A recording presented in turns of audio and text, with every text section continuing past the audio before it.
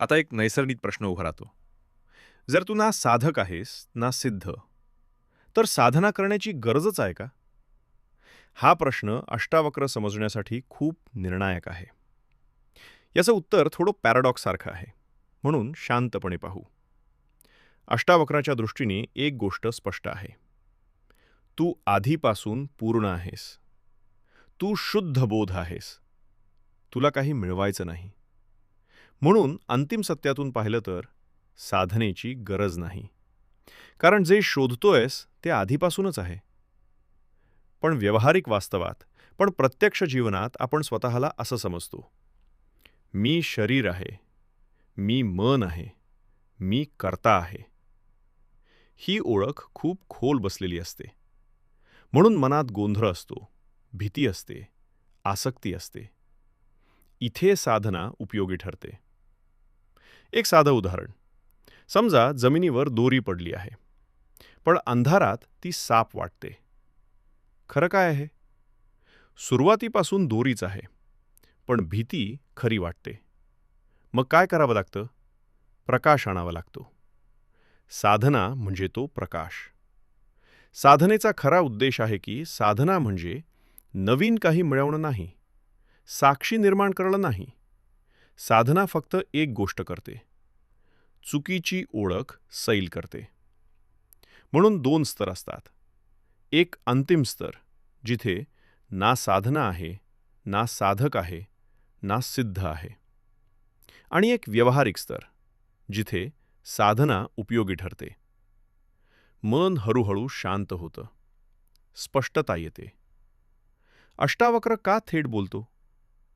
अष्टावक्र गीता सर्वांसाठी पहिल्या टप्प्यावरची शिकवण नाही. ती बहुतेक वेळा त्यांच्यासाठी असते ज्यांनी आधीच बराच शोध घेतलेला असतो.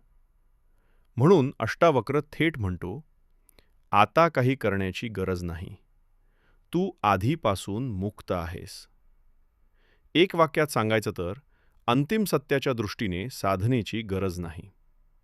पण मनाच्या चुकीच्या ओळखीला सैल करण्यासाठी व्यावहारिक स्तरावर साधना उपयोगी ठरते. आता एक फार सूक्ष्म प्रश्न उभा राहतो. जर शेवटी साधकच नाहीसा होणार असेल, तर साधना कोण करतं? हा प्रश्न समजला तर साधना आणि बोध यांच्यातला खरा संबंध दिसतो. शांतपणे पाहू. सुरुवातीला साधना कोण करतो? सुरुवातीला साधना करतो तोच ज्याला आपण मी म्हणतो. तो म्हणतो, मला शांत व्हायचं आहे.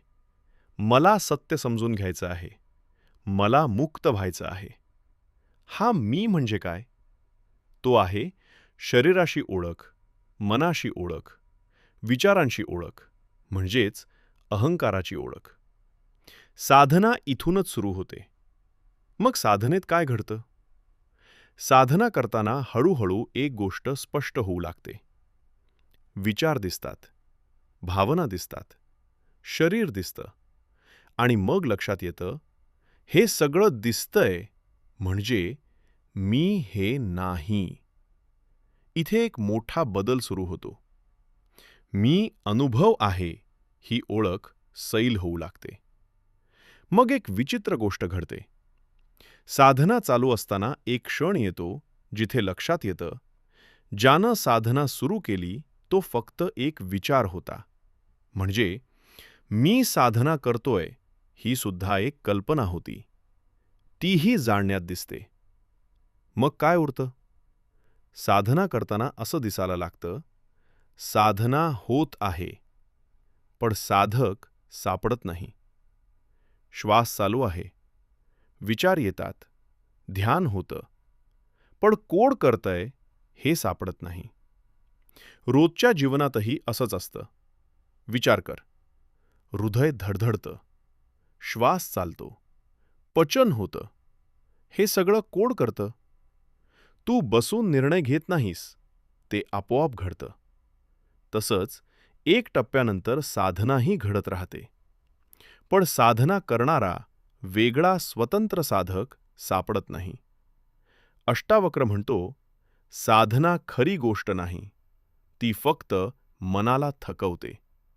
शेवटी मन थांबतं. आणि तेव्हा दिसतं, ज्याला मुक्ती हवी होती तो कधीच खरा नव्हता. मग अंतिम स्पष्टता अशी आहे. सुरुवातीला साधक साधना करतो. मध्यावर साधना चालू असते पण साधक सैल होतो. शेवटी साधना घडते पण साधक उरत नाही. एक वाक्यात सांगितलं तर साधना सुरुवातीला मी करतो, पण शेवटी दिसतं की साधना होत होती, कोणी करत नव्हतं.